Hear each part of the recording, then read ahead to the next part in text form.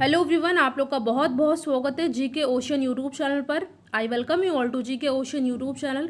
और आज के इस पर्टिकुलर वीडियो सेशन में हम लोग लेखपाल एग्जाम के तहत ग्राम विकास और ग्रामीण परिवेश की जो सीरीज चल रही है उसके पार्ट 7 को डिस्कस करने वाले हैं। इसमें हम लोग कुछ बहुत ही इंपॉर्टेंट 20 क्वेश्चन को डिस्कस करेंगे जो कि आपके एग्जाम के लिए इंपॉर्टेंट है। इससे पहले पार्ट 1 से पार्ट 6 तक के वीडियो चैनल पर ऑलरेडी अपलोडेड है, जिनकी प्लेलिस्ट बनी हुई है और जिसका लिंक डिस्क्रिप्शन बॉक्स में दिया हुआ है, तो आप उन वीडियोस को ज़रूर देखिएगा। तो चलिए हम लोग अपना आज का डिस्कशन स्टार्ट करते हैं। वीडियो को पूरा देखिएगा। लास्ट में आपसे एक इंपॉर्टेंट क्वेश्चन पूछूंगी जो आपके लिए बहुत ही इंपॉर्टेंट है, और इनमें से कुछ क्वेश्चन ऐसे हैं जो कि आपके पहले के एग्जाम में पूछे गए हैं। तो आज का हमारा पहला क्वेश्चन है, राष्ट्रीय ग्रामीण स्वास्थ्य मिशन कब प्रारंभ किया गया था? तो इस क्वेश्चन का करेक्ट आंसर जाएगा ऑप्शन नंबर सी, 12 अप्रैल 2005 में। ठीक है। नेक्स्ट क्वेश्चन है, भारत में राष्ट्रीय जनसंख्या नीति कब प्रारंभ की गई थी? तो ये प्रारंभ की गई थी सन 2000 में। सभी क्वेश्चन इंपॉर्टेंट है, आपको इनमें से सभी क्वेश्चन को अच्छे से याद कर लेना। देखिए 25 मार्क्स से क्वेश्चन पूछे जाएंगे लेखपाल एग्जाम में, जो ग्राम विकास और ग्रामीण परिवेश से रिलेटेड टॉपिक होगा। तो इन 25 क्वेश्चन में मैं आपको 1000 क्वेश्चन की सीरीज जो चल रही है उसमें अभी तक मैंने आपसे 80 क्वेश्चन डिस्कस कर लिया है। तो आप सभी वीडियोस को देखिएगा और क्वेश्चन को अच्छे से याद कर लीजिएगा। 4 से 5 मिनट का वीडियो है, आपका ज़्यादा टाइम भी नहीं लगेगा इसमें। नेक्स्ट क्वेश्चन है, भारत में राष्ट्रीय वन नीति किस वर्ष लागू की गई थी?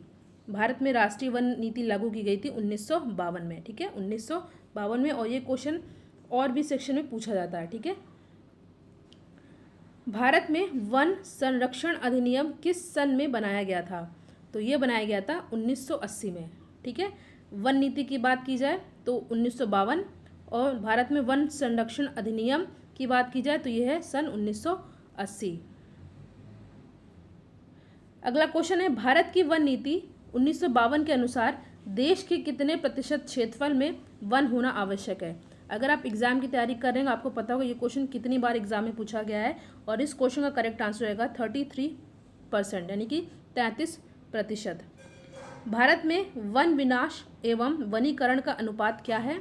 तो ये है कितना? ये है आपका जो है 4:1। ठीक है, 4:1। ठीक है, 4:1। नेक्स्ट क्वेश्चन है, भारत की वन नीति 1952 के पश्चात कौन से वर्ष में पुनः राष्ट्रीय वन नीति घोषित की गई? तो ये की गई थी 1988 में। ये भी क्वेश्चन कई बार पूछा गया है। जनजातियों को पिछड़े हिंदू किसने कहा था? तो ये कहा गया था किसके द्वारा? ये कहा गया था GS घुरिये के द्वारा। Option A is our correct answer. Next question है, सन 2001 की जनगणना अनुसार भारत में अनुसूचित जातियों की कुल संख्या कितनी थी? यहाँ पे ध्यान दीजिएगा, 2001 के अनुसार पूछा गया है, तो उस समय थी कितनी? ये है 17 करोड़। ठीक है, ऑप्शन बी हमारा है सही आंसर। अगले क्वेश्चन पर आते हैं, निम्नलिखित में से कौन सा कारक पंचायत राज की असफलता से संबंधित है? ठीक है, तो इस क्वेश्चन करेक्ट आंसर होगा प्रभावीशील नेतृत्व का अभाव, अशिक्षा, जातिवाद एवं गुटबंदी, यानी कि उपयुक्त सभी। तो ऑप्शन डी होगा यहाँ पे हमारा सही आंसर। नेक्स्ट क्वेश्चन पर आते हैं, उत्तर प्रदेश पंचायत विधि अधिनियम किस सन में पारित हुआ था? Most important question of the video, and the correct answer is 1994 में। ठीक है, 1994 में। संविधान का 73वां यानी कि 73rd जो अमेंडमेंट हुआ था अधिनियम, ये 1993 में कब प्रभावी हुआ? तो ये प्रभावी हुआ है 24 अप्रैल 1993 में, और 24 अप्रैल को हम लोग पंचायती राज दिवस के रूप में मनाते हैं। अस्पृश्यता अपराध अधिनियम को पारित किया गया, यानी कि अनटचेबिलिटी, जो कि भारत के संविधान के आर्टिकल 7 में बात की जाती है, तो ये पारित किया गया था कब? ये पारित किया गया है सन 1955 में, 1955 में। अस्पृश्य वे जातियां हैं जो अनेक सामाजिक और राजनीतिक निर्योग्यताओं की शिकार हैं। इनमें से अनेक निर्योग्यताएं उच्च जातियों द्वारा परंपरागत तौर पर निर्धारित और सामाजिक तौर पर लागू की गई हैं। ये परिभाषा किसने दी है? तो ये दी है किनके द्वारा? DN मजुमदार ने। ठीक है, तो option B is our correct answer. अगले क्वेश्चन पे हम लोग आते हैं, अनुसूचित जातियों एवं अनुसूचित जनजातियों के कल्याण के बारे में संविधान में दी गई सुरक्षाओं के क्रियान्वयन की जांच के लिए पहली संसदीय समिति कब गठित की गई थी? तो ये की गई थी कब? ये की गई थी सन 1952 में। इंपॉर्टेंट क्वेश्चन है।